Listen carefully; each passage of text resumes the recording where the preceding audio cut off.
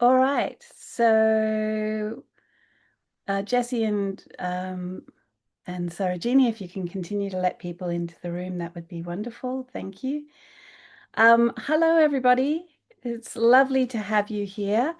My name is Dimity Hawkins. I am the program coordinator for the Nuclear Truth Project. It's my honor to introduce this special session and this webinar and our speakers to you today. I'm speaking from the lands of the Wurundjeri people of the Kulin Nations here in Naarm, Melbourne, where I live and work. And I pay my respects to the elders of this place, but also to all the places where you live and work from. I'm going to start with a little housekeeping first up. As we begin today, please feel free to share in the chat where you are calling in from today. It's always lovely to hear what country people are calling in from, and to sort of have that connection between the different places that we are all living and working. Please remember to mute your microphones. We don't want to have too many interferences as we're going along today. And we'll be monitoring the chat throughout with our speakers. So if you have any burning questions or comments, please indicate these in the chat. We'll try to address them as we go along or at the end if we've got time. And all of that said, let me start by saying, for those who are new to our project, we established the Nuclear Truth Project in 2021. Our work is centered on the lived experience and realities of survivors of nuclear violence, from uranium mining to nuclear waste and to the many harms of nuclear weapons testing. With recent threats from the Trump administration to recommence nuclear weapons testing and other nuclear-armed states rising to the bait to make similar noises, this issue is capturing so many people's attention, as it should. Trauma from nuclear harms is intergenerational, it's ongoing and unevenly felt. Although arguably we are all victims of the nuclear era, recognizing that radiation does not respect boundaries, whether drawn on a map or between generations, for frontline or downwinder peoples, the experience of nuclear weapons explosive testing has left deep, indelible marks on their lives and their environments.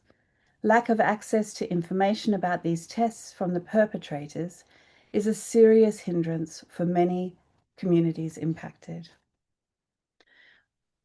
Which is why we started our work on challenging nuclear secrecy in 2023. As so many of you understand intimately, the nuclear archives are an important knowledge base for intergenerational reference for affected communities, for scientists, medical specialists, researchers, and governments. Our 2023 Challenging Nuclear Secrecy report arose from many conversations with First Nations and affected community members who continue to seek out archival records of testimonies from their communities, as well as official records of the activities that had impacted their communities. We quickly learned that pushing for archival justice involves the breaking of silences, deep silences driven by colonialism, Cold War secrecy, unequal power, and nuclear racism. From a community perspective, the call to open official records is considered fundamentally essential to nuclear justice. Accountability and transparency are important. In fact, they're vital. There are many barriers and ethical and practical issues to accessing official archives, however. But we also found that archival justice extends beyond just the official records of the governments who do such harms or even those who are monitoring the impacts. Affected communities recognize the importance of stories from the grassroots in the forms of story, of art, of song, gifts of lived experience as passed on through generations. Holding memory in place is an essential part of restorative justice and healing. And this is why we need it, because over much of the second half of the last century, nuclear weapons states conducted nuclear test explosives on lands that were often colonized under trust agreements, occupied by Indigenous or marginalized communities. These have all left terrible legacies of contamination, physical, psychological, and environmental harms. But importantly, nuclear archives are not just our history. And the harms from the nuclear testing era continue today, well after most of the explosive testing has finished, hopefully. By seeking archival justice, we seek to better understand the depth of harms and to hopefully better target victim assistance and remediation efforts for affected communities. In our report, which was updated earlier again this year, we explored issues around the barriers to access, ethics, and hierarchies. The report includes a number of case studies and community stories which illustrate these concerns and showcases how researchers and activists from affected communities are responding. We made 3 clear calls listed here, which we have taken to the United Nations meetings on the Treaty on the Prohibition of Nuclear Weapons in an effort to seek support for better access to nuclear archives and nuclear justice, which is where this came from and how we come to be here. Earlier this year, Alan, Owen, and Karina Lester, myself, and others from the Nuclear Truth Project were in New York at the 3rd meeting of states parties to the TPNW. We had many conversations about our shared concerns about nuclear archival justice. We decided to hold this webinar to discuss the on-the-ground work both Angungu peoples and nuclear veterans and others were doing, all related to the British nuclear weapons program testing in Australia that ran from 1952 right up to 1963. We still have so many questions. How do communities impacted by nuclear weapons testing overcome systemic barriers to accessing official records of harm to peoples and country? What privileges, policies, and processes restrict access for affected communities? How do organizations and individuals seek out, reclaim, and rebuild archives? And what successes or roadblocks have they encountered? Who best holds survivor memories, official archives or community members? So we are honoured to have our 3 speakers tonight. We have Alan Owen from LabRats International, Karina Lester here in so-called Australia, John Hogg in the United Kingdom. Karina is internationally renowned as a strong advocate for Angungu stories. Her family members, including her dear late father, Yami Lester, and her grandmothers and elders were directly impacted by the British nuclear weapons testing at Emu Field. For his part, Alan represents the British nuclear veterans and their families in the UK, with his own family links to the testing. We are delighted too to have Dr. John Hogg, who can join us today. John is engaging with oral histories in the UK nuclear veterans and their families, learning of the lasting impacts of their military service in the testing times. We had hoped to have Dr. Chris Hill here as well, but family commitments have kept him away from us tonight. But we have a very full agenda anyway. So to save time, we will post their individual bios in the chat to you all, so you can read them as we go along. But I'm going to start by inviting Alan to speak first with us tonight. Alan, welcome. I am so pleased to share this conversation more broadly together. It's wonderful to be with you. And please go right ahead. Thank you very much, Dimity, for that fantastic introduction. And thank you very much for giving us the opportunity to discuss this secrecy of archives and the documentation with such great people that are here, and not only the presenters, but everybody that's on this call. And for this presentation, what I'm going to do is concentrate on a database called Merlin, which is currently being released to the National Archives by the Atomic Weapons Establishment in the UK.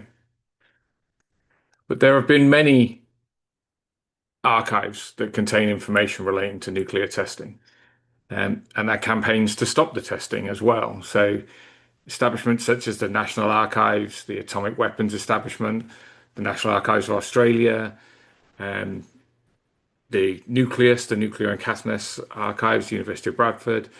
And on this list, I've included the oral histories at the British Library because this is a brand new archive that's been created by John and Chris Hill, expertly crafted by a team And when we talk about archives and archive material, lots of people think, well, documents instantly. But these lived experiences from the veterans and from the people who actually experienced it are equally important to the archival. So the Merlin database was created by the Ministry of Defence and the Atomic Weapons Establishment in the UK. And after years of campaigning, there was a discovery of 150 documents in the Merlin database, which were unearthed by a Freedom of Information request by a journalist called Susie Boniface. And these 150 documents contained the word blood or urine. And these documents, once they were released and published on the gov.uk website, which you can go to and download these documents, showed that servicemen and Indigenous people underwent blood and urine tests. And even that the British government documented a strategy that if they were asked or pushed that these tests existed and done, to say that these tests were not undertaken. There were statements to Parliament by ministers and to the European Court of Human Rights stating that there were no tests. But it was only following pressure from MPs and campaigners such as ourselves that an MP called Andrew Murston released the records onto the gov.uk website. And it's important to remember that without this pressure, those documents would have never been released to the public. So that was the start. There was 150 records released. Oops. So this database was created between 2006 and 2008 by the Atomic Weapons Establishment at the request of the Ministry of Defence.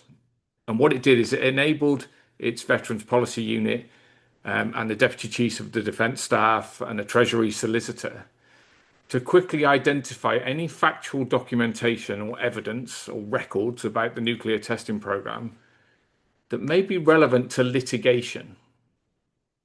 So any particular litigation that would come their way relating to the tests, they would look up the information on Merlin. So it contains between 24,000 and 28,000 entries, and some entries have one page, and some entries have hundreds of pages. It was split into 12 categories, and because the litigants had said that there were 12 areas where the MOD had been negligent. So they actually made the database around the litigation.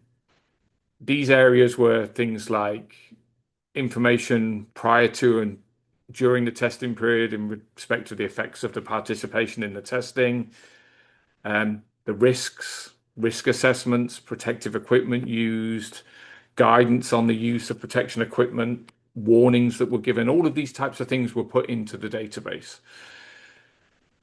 It was then hidden away, and a 13th category was added, which basically holds any other relevant material that the AWE staff found when they were reviewing the material. So this is scanned PDFs of anything that was in the press at the time, anything that they felt relevant was put in under the number 13. Now, because of pressure, and it's only because of pressure from campaigners and MPs, that the entire Merlin database is now being released. All 28,000 records are going to be released to the National Archives. Okay, so what we think about that is these records are going to be transferred. Merlin is already been digitized. Okay, so it's already available as a digitized format. We're not talking paper records, we're talking digital records, and they're being transferred to the National Archives.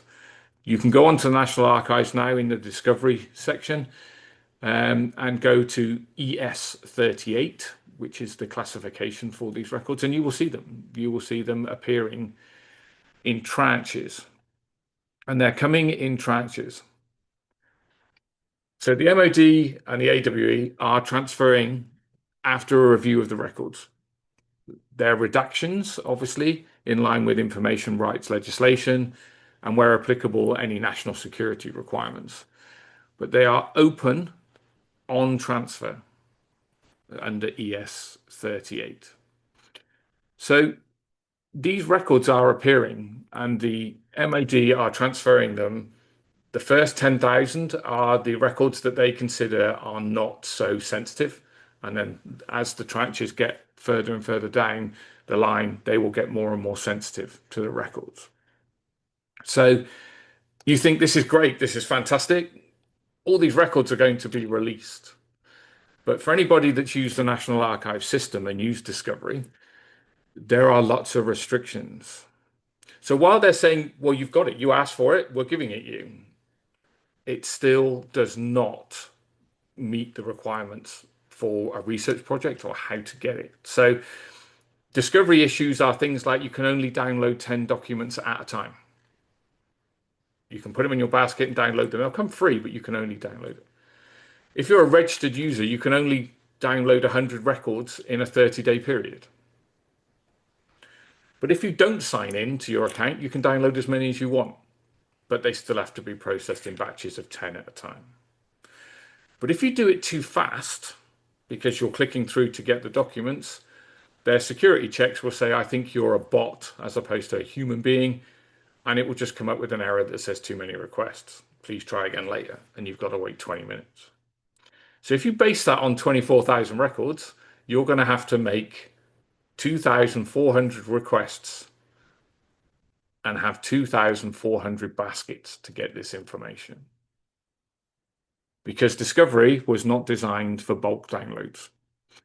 So we informed the Ministry of Defence of all of these issues before Merlin was released and requested a copy of the database on hard disk or as a download link to stop these issues. We didn't get that to start with.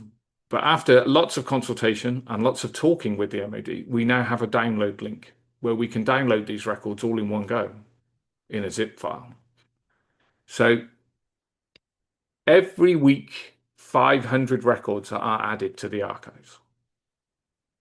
So 500 entries. So that could be 500 records with one page or 500 records with 600 pages in. They are coming in no particular order, no particular date order, no particular order at all. They are just appearing. So we have been given a special link that will allow us to download them as a zip file. And you think, great, that works. We can then download it. It takes 2 minutes to download it now. It's brilliant. But unfortunately, that zip file, the file names in the zip file, bear no relevance to the file names that are on the Merlin database in the National Archives. We get a completely different file name coming back to us. So there's no recollection between the two. So they don't have the same file names. And the metadata from the MOD that's being transferred to the National Archives is not coming back to us either in that zip file. So what you're ending up with is a great discovery system with all the metadata on it. The zip file that we get is the documents itself, and there's no link between the two, which makes it really hard to reconcile. So while we're working with the National Archives to try and resolve this issue, 500 records every week are being added. So it's building up and building up. So Merlin was a classified archive at AWE. And it was classified according to the highest classification of the documents.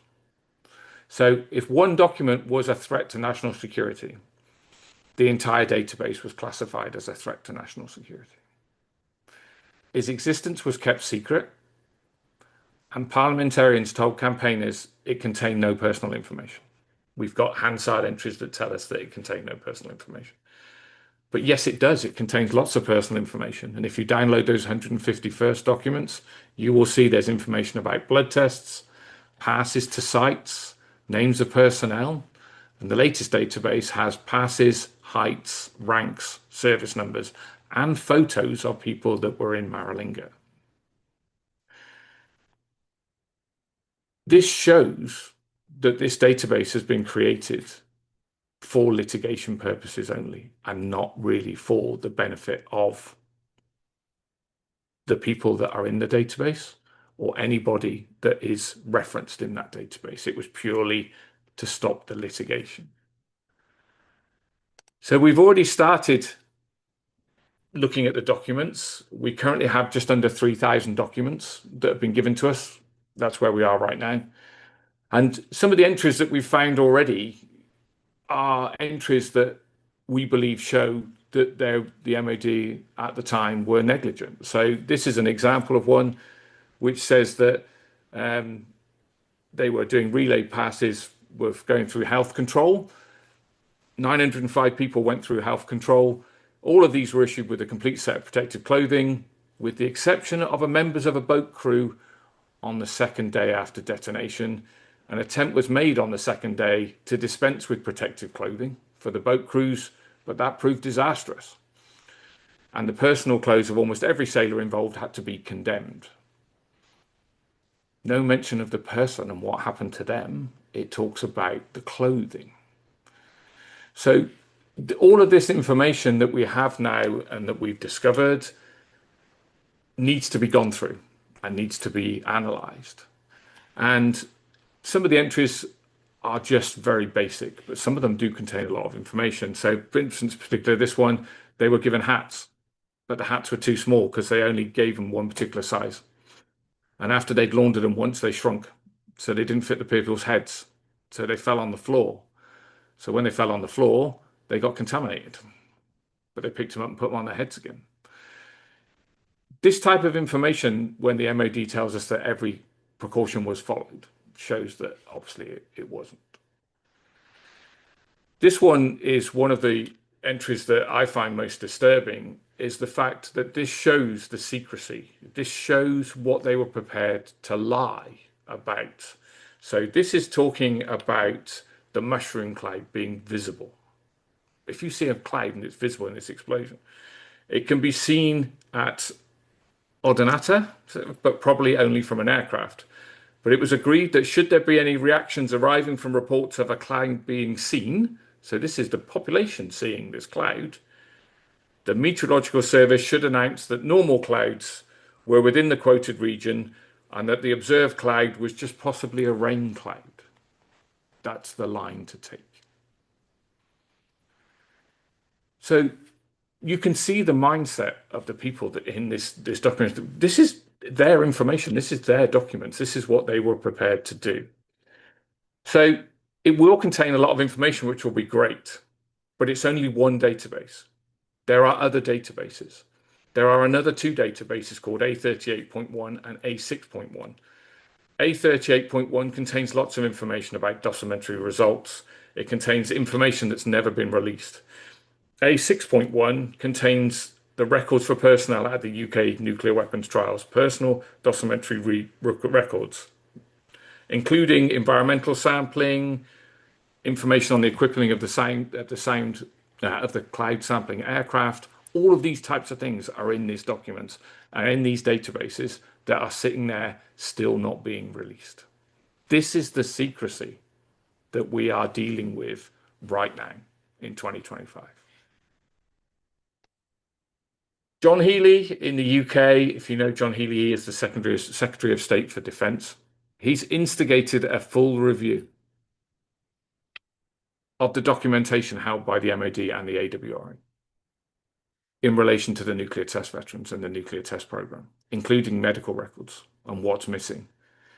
That was under the control of Al Carnes, who was the Veterans Minister, but we have a new Veterans Minister now called Louise Sanders-Jones. We've met with John Healey, and a report on all of this record keeping and where these records are is going to be due at the end of 2025. And we're waiting for the date of this meeting and this report. So to conclude, progress is being made, but it's slow. A standard tactic by the MOD is to now flood the campaigners with documents. 24,000 records to look at is a big task. So John will be talking later, I know, about a research project for Merlin. But time's not on our veteran side. And the research it needs to be carefully planned. It needs historical and social justice purposes. It needs to be planned. You can't just plow through 24,000 records. But there's still no transparency. There's still no openness. And they're not being released unless the pressure is being applied. If we hadn't applied the pressure, those databases would still be sitting at the MOD. So I'm going to conclude this with a question. And this is a question for people here as well, is why does the MOD withhold such archive material? Why did it create a litigation database, which basically what this is, hold press cuttings and other reports if there was no damage caused to the men and the people in those tests in the first place? Thank you. Thank you so much, Alan.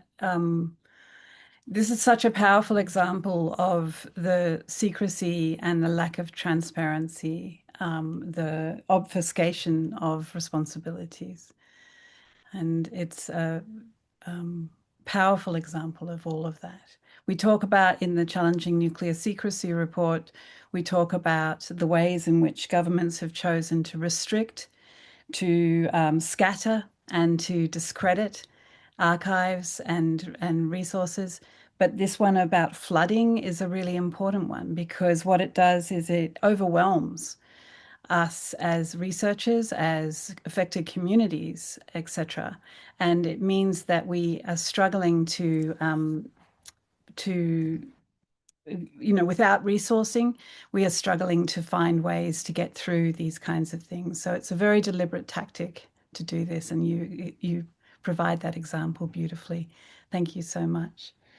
Our next speaker is, of course, Karina Lester. And Karina, I know you will have been listening very carefully and with great interest to everything that Alan said.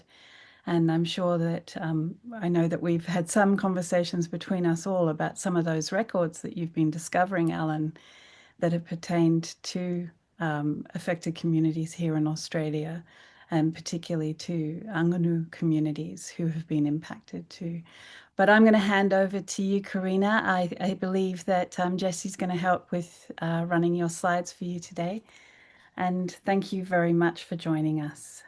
Thank you so much, Dimity, and good morning from a place called Yankunytjatjara.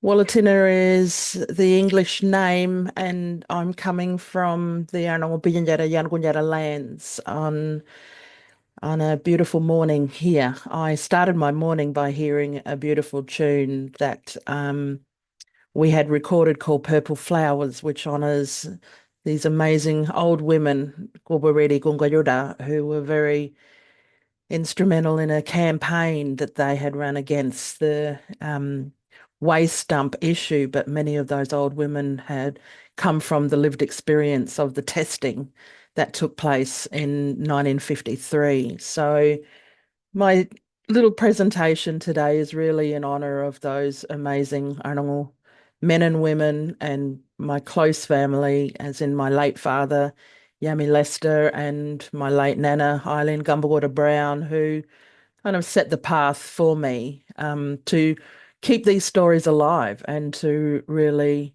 hold those memories of what they experienced and what they remember of that day on the 15th of October, 1953. So next slide, Jesse, is just to honour my late father, Yami Lester, who was here at the time at Walladjara, where he was a young boy growing up on country. And I'm really grateful that I am here to present actually being on the country where the Black Mist fell over. And it was this very location where my late father was witnessing what the Black Mist was doing to his people. And it's quite moving to be here this morning to share parts of the stories because it was really important for Dad to speak up about what happened. And in 1984, we had a royal commission into the British nuclear testing. And one of the testimonies and what he remembers, and I want to read a quote from Dad about his memory of what took place. So when people first got sick, my eyes got sore. I couldn't open my eyes. I got juri, diarrhea, and a rash on my skin. I remember when this happened, my mother asked me to stay in the shade because I couldn't see. I was led around with a stick, like a digging stick. You hold it one end and the other person ahead of you holding the other end, and you follow along. I didn't have the stick for long. I don't reckon it was even a week. My left eye came good again, so I threw away the stick, but my right eye was permanently blind after that. But I could see with my left eye, but it gave me a lot of trouble. I could not see 100% with my left eye. And then within 4 years, I was completely blinded. So, having had that lived experience, I think Dad was really um, affected, of course, and, you know, really wanted to think carefully about how to get this story out, having had this lived experience and losing something that was completely out of his control. And this was a journey for Dad over those years from, 1953 to 1984 Royal Commission. It took a while. It took a couple of decades before Dad was able to push hard for this memory and this story and these lived experiences to be spoken about and to talk up about. And it was here at Wayadata where the Commissioner Justice Mr. McClellan, James McClellan, who ran the Royal Commission in 1984, came here to Wayadata and actually listened to Arnongjorda, people who had that lived experience, Arnongjorda memory, and what was shared by my grandparents and by many others who were living here at the time because of the old shelters that are here in the sand dunes. There would be roughly seven shelters within those sand dunes, and people had lived around this area and they were working at the time on this pastoral property. And parts of Nana's memory is this smell, this very toxic smell. And a little quote from her is, had a really strong smell and I got sick and started vomiting, were parts of the lived experience and the memories of my grandmother, Gambora, but also Bingay Obija, which is the photo that you see, who's Dad's mum. She was here as a young domestic working in community and working on the pastoral property that was here at the time as well. So it was so important for Dad and for my grandparents to really speak up strongly about these, lived experiences and how to record that. And Dad played a crucial role. One of the biggest challenges for us here in Australia was that Arnongal spoke a different language. We are Bidyandjara and Yankunytjatjara speakers, and we don't speak English.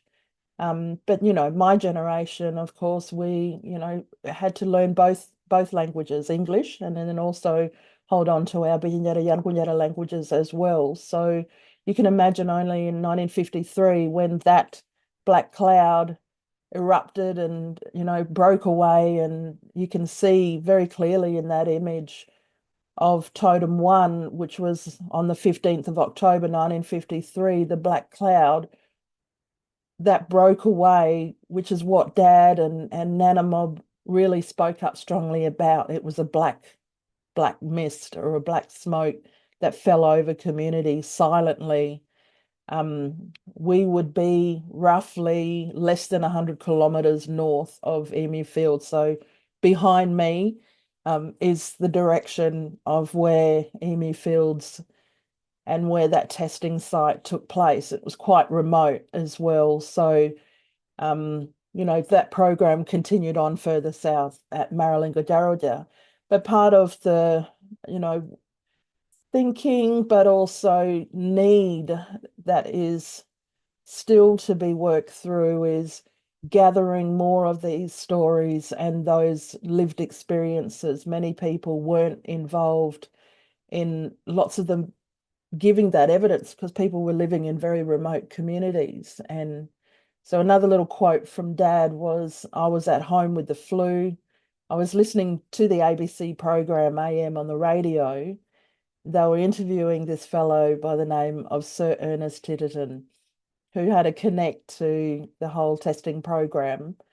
And he quotes that, oh, the black people were well looked after. And that wasn't the case from Dad's lived experience. And I think it was that quote and that interview with Sir Ernest Titterton that really sparked that fire in Dad's belly where he wanted justice for what they had done. And, the governments of the day making a decision and, causing what we witnessed and my old people witnessed as well. And it was so important to get those stories out. And, Dad pushing for that Royal Commission to get the stories out. But there are so many gaps still within our archives and even within our stories as well that we want to hear more from people. My real motivation is to gather, these stories and hear more from the next generation, then to talk about that transmission of, stories that have been handed down orally for generations to generations and what people remember. Many of us are now sort of living around those test sites. So Emu Fields, where I'm coming from, is on the Yankunytjatjara lands, which is right at the very top of the state of South Australia.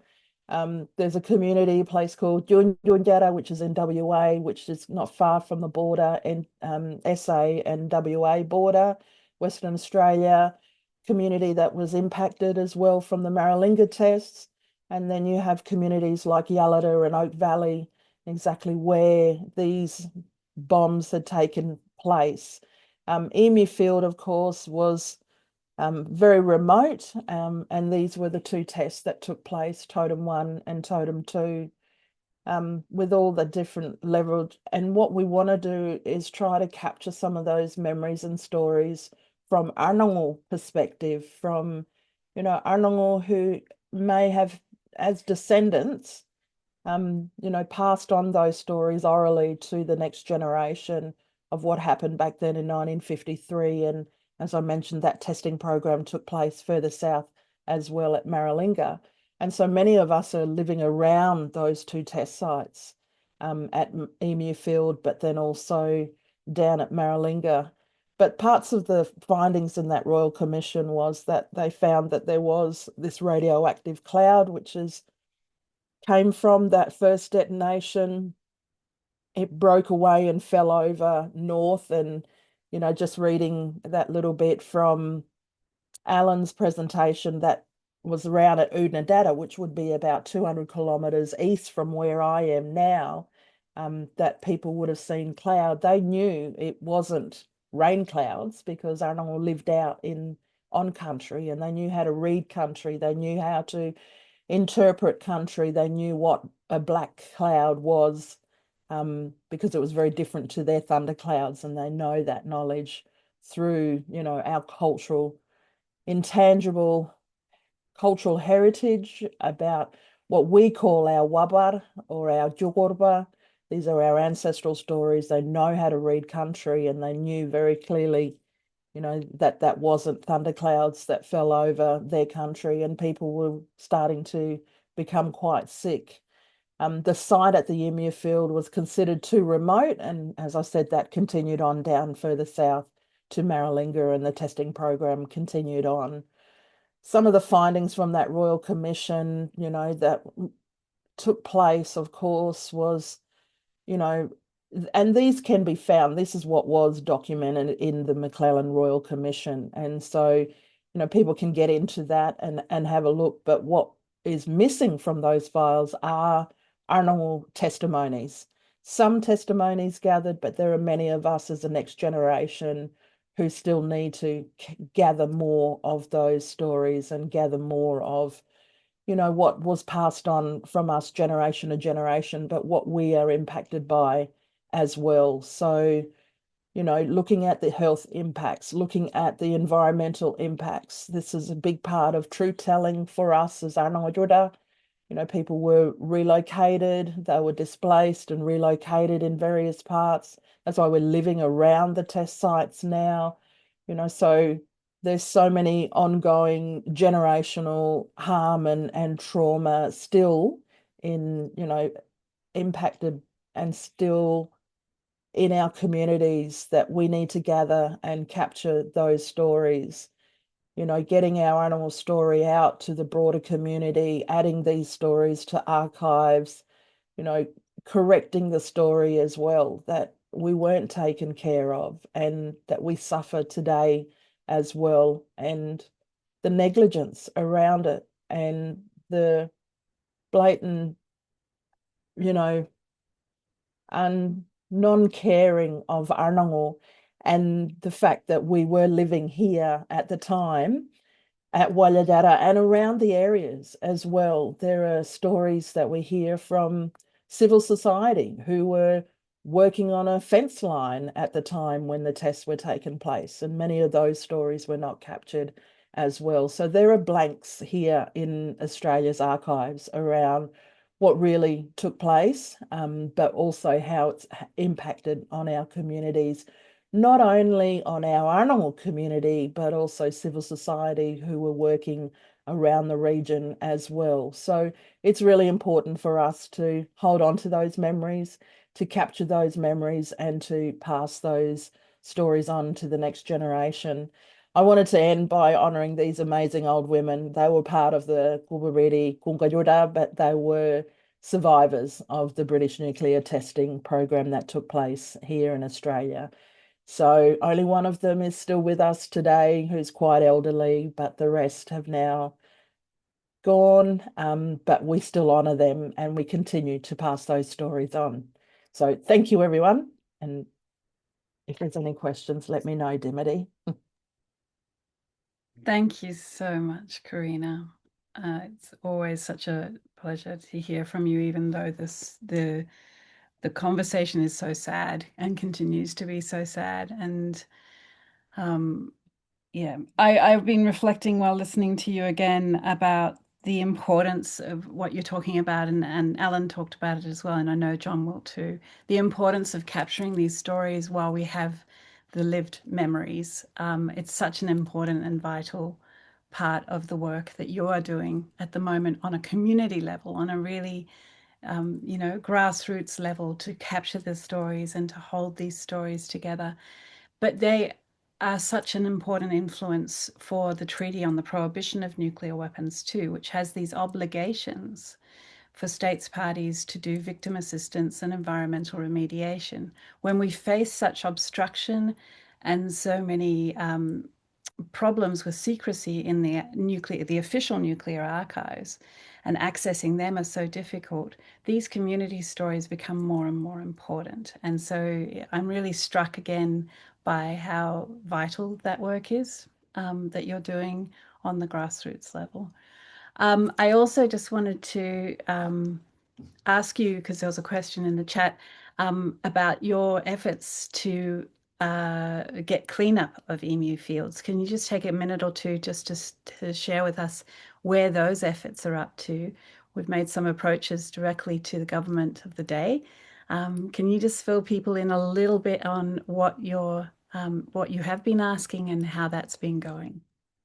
Asking lots of questions. I know that Maralinga, which is a landholding body south from us that neighbours the Yankunytjatjara lands, have been having conversations with the Defence Department here in Australia around a cleanup. I have been asking questions around engaging with those of us that are north of that test site, which is Walladara and our descendants here, to just be in the loop of that conversation and how they're cleaning it up. There's still lots of evidence there that you can see of car bodies and steels and metals that are still laying around on the country that should be picked up. we have oral knowledge that things had been buried as well, and things had probably been documented as well of that. The only way to do it was to bury it in the ground. So we're quite concerned about what that's doing.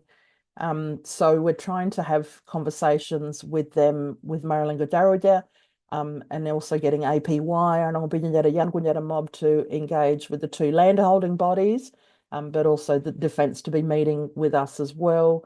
We're still trying to work out what that cleanup might look like, and what method are they going to be using. There was a cleanup south at Marlinga where they use the street cleaner to sweep the top layer of the dust that picked up everything. So I have no idea how safe that was at the time, and I think we need to put a bit of pressure on finding out if that's the best method to be using. The areas of Marlinga are still quite contaminated as well. What we don't know, and this is what's the missing data or missing, information, is how safe is Emu Field, but then also, what was left out there. So those conversations are ongoing conversations, and we need to, as Archival, follow that up using our landholding bodies, APY and Marlinga to put pressure on the defence and to really get them to, be open and transparent with how they're addressing this issue. But, our animals are still out there. People still hunt and gather. Country is scarred. And we want to know how safe that is. So those conversations are still ongoing. Thanks, Karina.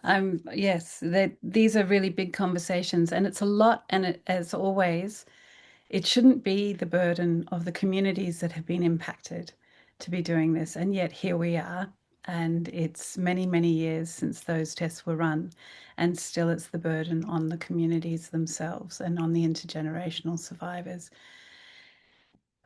We have a lot of work to do yet. So thank you so much, Karina. I hope we'll have time for a little bit of a chat between you all, the speakers, at the end. There's a lovely message from Terry, our friend in New Mexico, saying we love and miss you, Karina. And I'm hoping that we'll be able to all be together again sometime soon, no doubt. It's my great pleasure now to turn over to Dr. John Hogg, who will be able to speak to you about the amazing work he is doing, building off the work with Alan that Alan spoke about before. John, welcome. Thank you very much. I'm just going to share screen. Yeah, thank you so much for inviting me today, and just want to pay tribute to Karina and Alan as well for wonderful papers and inspiring work. So today I'm going to talk through two things. First of all, talk through an oral history project that I've been involved in. And also, lastly, finish off returning to the question of the Merlin archive and kind of ways forward with that. So, myself and Professor Chris Hill have just finished a 2-year oral history project funded by the Office for Veterans Affairs, and the general purpose of the project was to recognise the contributions of and the lived experience of British nuclear test veterans. So I'm going to talk about that today. This was a project from based out of the University of South Wales, where Professor Chris Hill is based, and the University of Liverpool, where I'm based as well. So the project team with myself and Chris, Fiona Bowler, who herself is a nuclear test descendant, and Josh Bushen as well.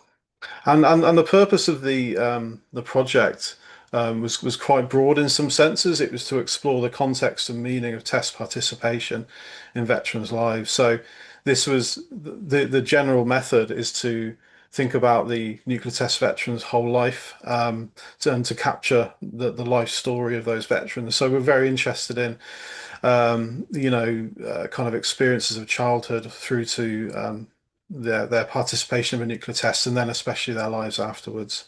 And I think it was very much the recollections of their lives afterwards, where we're finding very distinct patterns in terms of trauma involved with that participation. The second one was generating recognition, which I'll talk about in a second in different ways, and then learn from test veterans for the benefit of other servicemen and veteran cohorts, but also the nuclear community more broadly. So yeah, so this is a large project. We had a number of outputs which are now accessible, which I'll talk about in 1 second. We have the oral history collection. So we interviewed over 40 British nuclear test veterans, and we tried to select veterans from different test programs stationed in different areas and so on. And that then has been the basis of a web resource, which is now available to view at the British Library. And we also commissioned a project film, which is a wonderful piece of work, which I'll talk about in 1 second, and a project comic as well, and educational resources, which we've already rolled out to schools. Alongside also, I know Alan's worked with LabRats in creating educational resources as well. So I think there's a growing number of us in the UK who are creating these educational resources. So this is some snapshots of the website. You can find it online at the British Library, and the website then is it will eventually host the 41 interviews, but we have 8 articles on the website, one of which was written by Alan. And the 8 essays are kind of interactive, so you can go in and learn about right at the beginning, what is a nuclear test veteran, all the way through to essays on recognition, nuclear justice, campaigning, and so on. So they're worth a look if you want to sort of go through, find out a little bit more about the types of things that veterans are saying within the interviews. Each essay contains a number of clips, and very very good as an educational tool. And this is very much kind of embedded in the resources that we've created. Then we have a quite wonderful project film, The Greatest Force on Earth. This was directed by BAFTA award-winning director Sasha Snow, and it's just been made available on YouTube, actually, I think a couple of weeks ago now. So, please do have a look at this film. It's a really wonderful piece of work. And when we were thinking about how to kind of represent our project and represent the sort of stories that we've been hearing from nuclear test veterans, we decided it was really important to follow the life of one nuclear test veteran. So there on the screen is a still. This is Frank Bouls, and he was just a wonderful interviewee and quite a remarkable life, which you'll learn about if you watch the film. And really, this is a film that kind of humanizes the lived experience, and really prioritizes the way in which the nuclear tests had a kind of lasting impact on one individual. And so we thought that represented really powerfully the sort of voices we were hearing from the nuclear test veteran community. It's interesting because we were government funded, but this film is critical of the lack of compensation given to nuclear test veterans. Frank is allowed to speak. He's allowed to communicate his opinions, and we were very happy that the Office for Veterans Affairs kind of were happy to let this go out. So throughout the project, that was a bit of a tightrope. It's kind of negotiating what these kind of forms of recognition could take.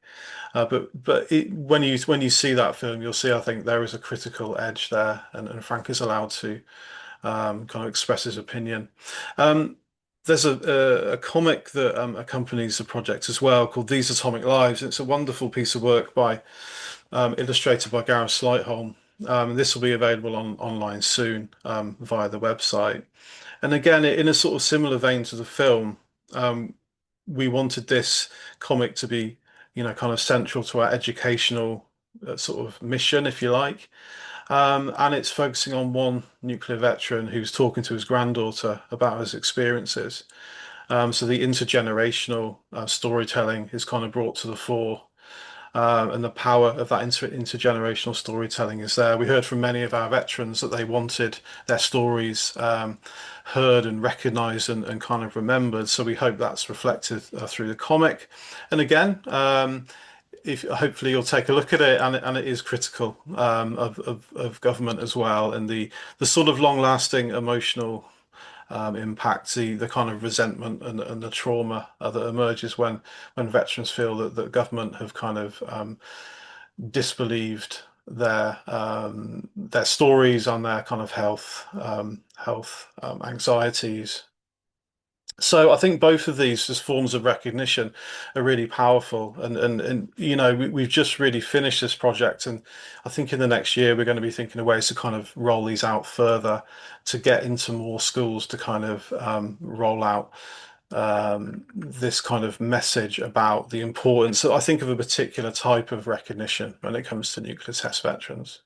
We've also worked with schools, so on the left there we had an event. We're lucky enough to be joined by Terry Pollard as well, and nuclear test veterans. And this particular event was called a School Citizens Assembly. So we invited in 4 schools. They spent a day kind of hearing from nuclear test veterans, and other kind of stakeholders, and of course Terry as well, as you know, a nuclear survivor with quite you know, powerful story of how nuclear testing quite, you know, affected her life in actually a very sort of distressing kind of way. And I think as an educational experience for the children, it was quite remarkable and quite powerful. And we had some, you know, excellent kind of feedback about just how unique that was. And again, we're going to be rolling these out next year as well. The project also helped kind of recognise other nuclear test veterans who had yet to be considered for the nuclear test medal. So our project team, Chris Hill, especially was kind of part of that work. And we held the project launch in the British Library in September, where we showed the project film and kind of introduced our resources to everyone. So it was really nice to bring together nuclear test veterans and the wider nuclear community there.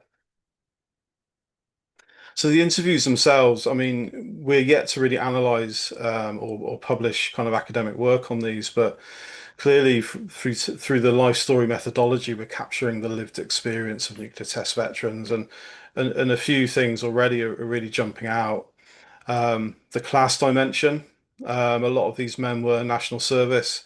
They had no say in where they were being posted. And we can see how over the years they felt they were marginalized in terms of their, you know, voicing their concerns about what happened on the nuclear test program. So probably this, you know, one of the standout interviews was Chris Hill's interview with Ken McGinley, who established the BNTVA in 1983, a 6-hour interview with Ken, which is quite remarkable, and just showing, I suppose, the depth of this sense of marginalization, but also the passion and the dedication to activism that began in the 70s and 80s.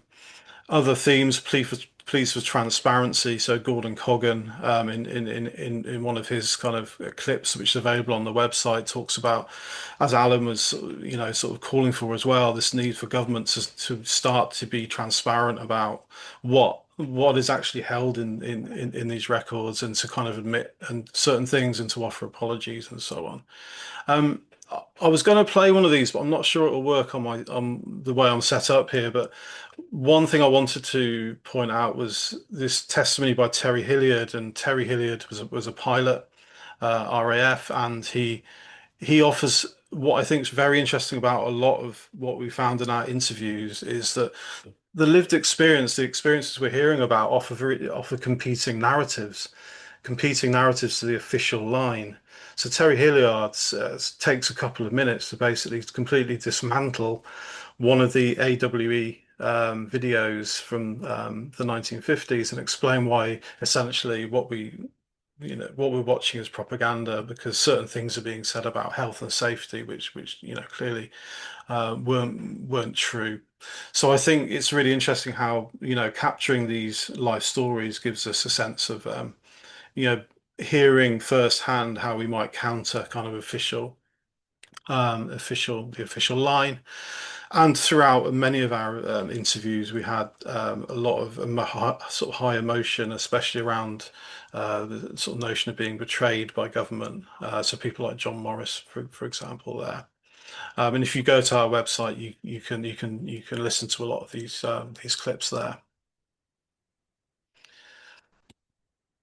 So I mean, turning towards the archive, and I think Chris was originally going to talk a little bit about the archive, and he has a chapter coming out in a book we've co-edited called Fallout Reframed: Rethinking Nuclearity from Below, where we've asked academics and activists and members of the nuclear community to reflect on how we might think about history in different ways if we think about it from the ground up.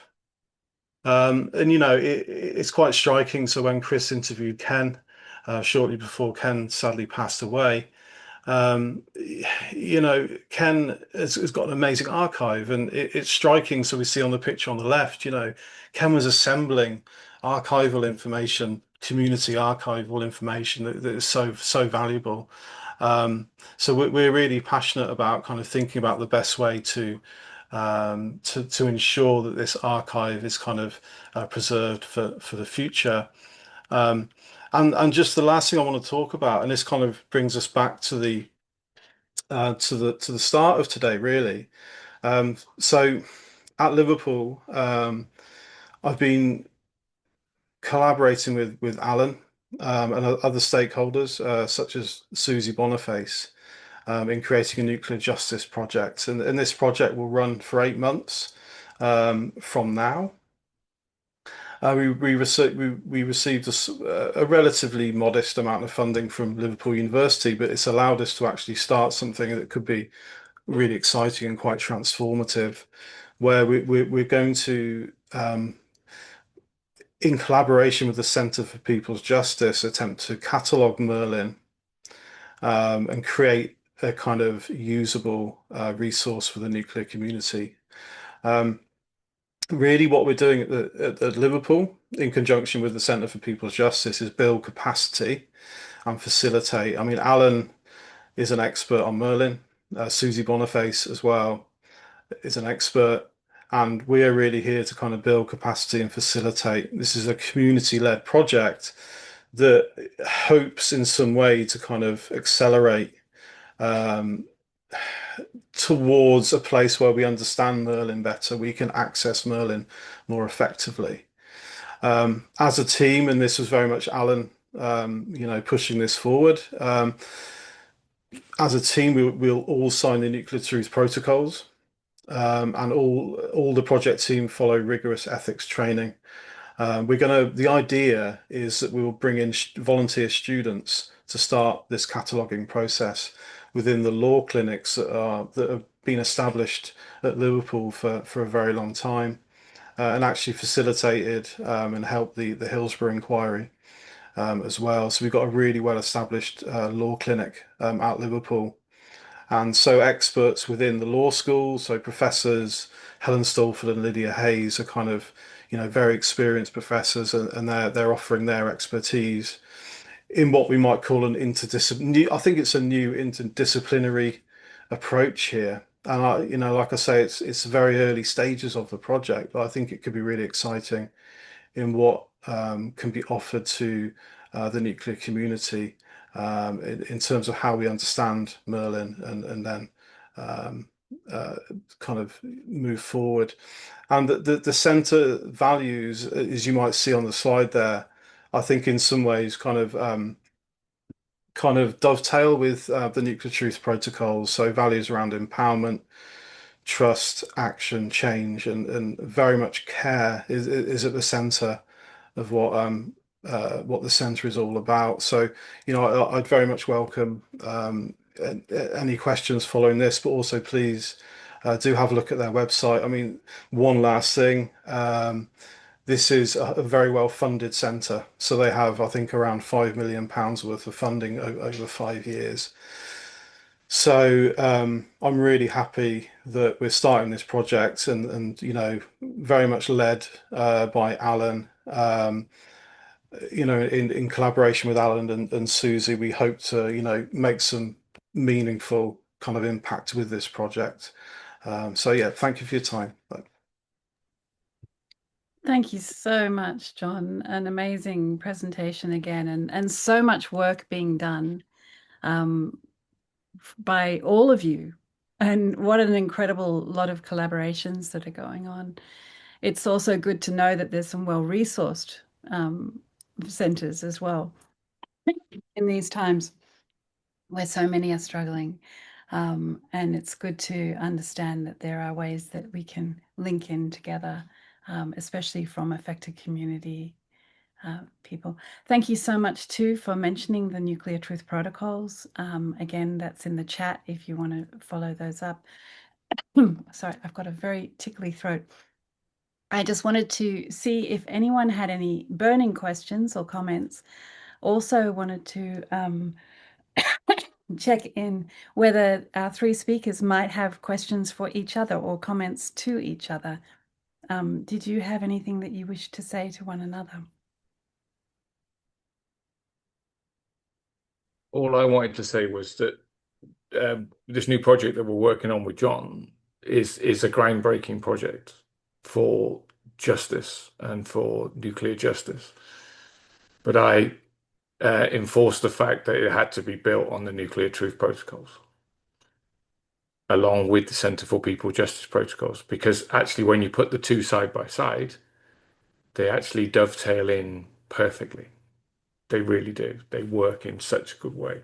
And they were the foundation of the pillars to do this project. So your work has helped us to get the foundation to move on for our work. And I think that's the key thing in this community. I think that's such a key, isn't it, Alan, that we're working together in huge collaborations all over the world, and bringing people together in conversation is what's making the difference in these ways that we're sort of establishing protocols, but also establishing links and networks and really effective outcomes as well. We're not waiting around. We're not knocking on the doors, fruitlessly, begging for information. We are creating the information here, and that's so vital. Karina, did you have any last comments or questions to our other speakers at all? No questions, just really grateful for the amazing work that both Jonathan and Alan have been doing over the decades. So important to find where our animal story is in these archives as well, because of the connect that it was the British government that did come in here to Australia and test on our animal soil. And I think it's so important that there is this collaboration together. But I'm really, keen to gather as much of those animal lived experiences and hear where people are today. And at the same time as well, it was great to hear Jonathan talk about this, but about and both Alan as well, to talk about educational resources, because there aren't enough in our schools here in Australia. I think the younger generation have very little knowledge of what the British government did back in 1953 and through the 50s and 60s. I'm find it overwhelming that South Australians don't know a lot of this history as well, and especially that younger generation. But also resources that are in bilingual languages as well, in our Binyara Yankunytjatjara language, for the community that's up here in the far north of the state, to keep those stories alive and ongoing, and actually find where they are connected to those stories along. As I said, we're all currently living around the test sites that took place. So there are no there, and I feel that that's a big part of story as well. From a language perspective, there's a language that people are calling Southern Bianyara, which kind of breaks from us in the north area, which is Bianyara language, but a Southern Bianyara has been formed. And I feel that I only spoke about it just recently to people who work within what we call Yankunytjatjara Education Committee.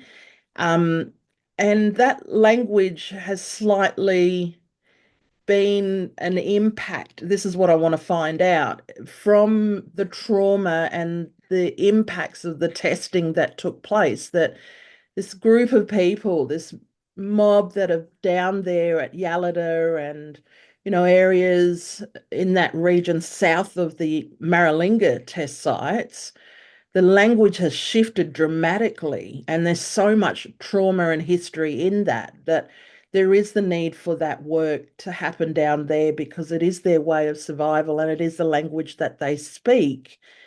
But it's really impacted from those histories and the trauma that took place when Arnonga were removed off those areas and, around Oak Valley and at that time, then at Aldea, which was an old mission area, people were living and hunting and gathering and, living their lives there and then all of a sudden moved. And there's conflicting stories there. There's stories of, well, the water was running dry at Aldea Mission, so therefore we had to move Arnonga south. And you talk to Arnold, and Arnold will say, no, we were moved because government was coming in to test. And then, of course, with that split and division, you have a group of Bidyandjara mob who had moved south, and then Bidyandjara that are further north. But they formed this language, which was really fascinating. And I think it's really interesting, but so important for us to talk about and provide those educational resources to capture their stories and how language has shifted, but also, why it's shifted because government came in and they tested and they moved us. And, this is how we're surviving in 2025. So, it's really important to get those stories out, to capture those oral histories and to really get the Arnold story there for the broader community, but for even our own community as well, and develop these educational resources so the next generation and the generations to come know that they are part of this story as well. So I think that's a little bit of a focus for us here in Australia to, start working on developing resources and just reigniting that story because we're all part of it. Arnonga are all part of that history and that story. And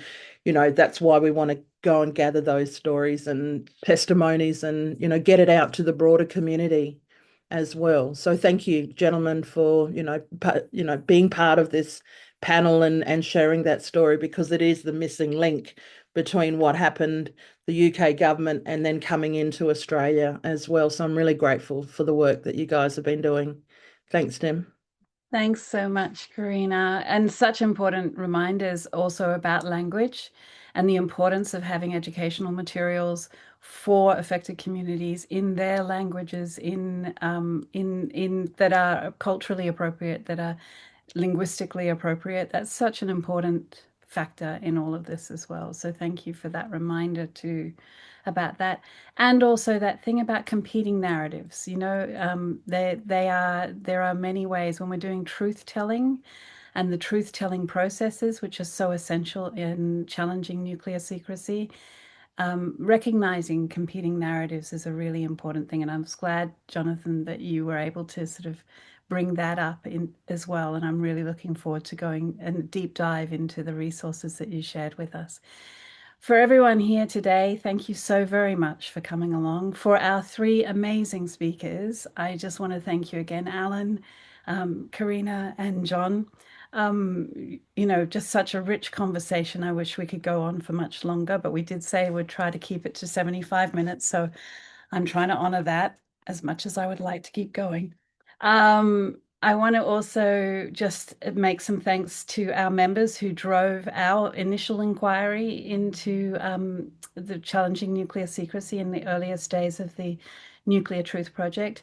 You know, originally our work began with our protocols, which you've all heard about today, but also the challenging nuclear secrecy, but was driven from affected community members all around the world.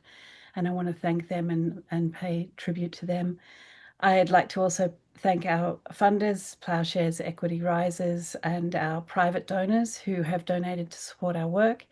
The co-authors of our original report, Marco de Jong in Aotearoa, Nick McClellan here in Australia, and Carla Cantigallo in the United States. And the 18 interviewees who contributed their insights and expertise, some of whom are on this call today, which I'm very grateful for. And to our team here, Sarojini and Nat Lowry and Jessie Boylan, who've helped us out today with this webinar. Thank you so much. We will have this on our YouTube. We'll have this recording on our YouTube channel shortly. We will also share to the list of people who registered the resources from today's call. And yeah, we hope that we will be able to join you again soon with some more conversations like this. And our collaborations with Alan and Jonathan and Karina will continue, I hope very much, and with so many more of you on this call. So thank you.